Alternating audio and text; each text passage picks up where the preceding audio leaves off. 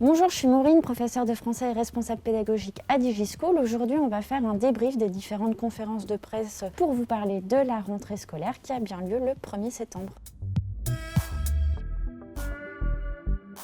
Le protocole sanitaire est pensé pour anticiper et préparer avec des normes simples pour qu'elles soient bien comprises et appliquées. Parmi elles, on retrouve le port du masque pour toute personne ayant plus de 11 ans, autrement dit à partir du niveau de la 6e, aussi bien à l'intérieur qu'à l'extérieur. Vous devez apporter votre masque, mais si vous n'en avez pas pour une raison X ou Y, votre établissement sera dans la capacité de vous en fournir un. Il y aura aussi du gel hydroalcoolique à utiliser, bien se laver les mains. On peut aussi éviter le phénomène de brassage, c'est-à-dire éviter qu'il y ait beaucoup de groupes différents qui entrent en interaction. Une classe ou un niveau, comme tous les 5e, peuvent être considérés comme des groupes de vie différents et on va éviter qu'il y ait plein de groupes de vie qui rentrent en contact. Ça peut notamment passer par le fait que ce sera votre professeur qui se déplacera de classe en classe. Ce protocole sanitaire, il est pensé à l'échelle nationale, mais il est évolutif, c'est-à-dire qu'il peut changer selon la circulation du virus et les différents types d'infrastructures.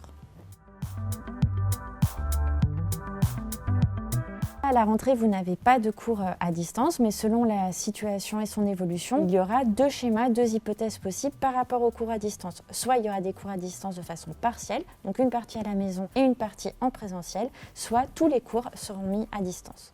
Aussi, ce qui peut être bon à savoir, c'est que par rapport à la prise de décision de fermer une classe ou fermer une école, ce sont bien différentes institutions qui vont se concerter. Bien que vous ayez fait des efforts pendant l'école à la maison et que l'éducation nationale ait mis en place des moyens, il y a un retard pédagogique qui s'est accumulé de façon générale.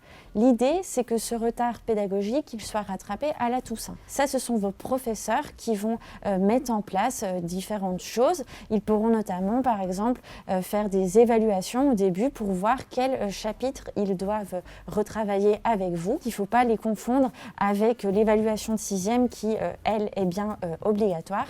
Et aussi, pour vous aider, il y aura des dispositifs de soutien scolaire qui seront présents dès la rentrée et dont vous pourrez bénéficier. Parmi les grands temps forts du collège, il y a une période entre le 14 septembre et le 2 octobre, les évaluations de 6e. Au deuxième trimestre, le plus souvent, il y a le stage des 3e en entreprise qui durera 5 jours pour réaliser une observation. Et enfin, à la fin de l'année scolaire, il y aura le brevet. De notre côté, on vous souhaite bien du courage pour cette rentrée scolaire, aussi bien par rapport à la situation actuelle, au protocole sanitaire, que par rapport à vos cours. On espère que vous êtes confiants et contents de retourner dans vos établissements. Nous, on sera avec vous toute l'année avec des cours, des quiz, des vidéos, des chats, des événements pour votre orientation, pour votre stage. Donc, on se retrouve bientôt sur DigiSchool pour tout ça.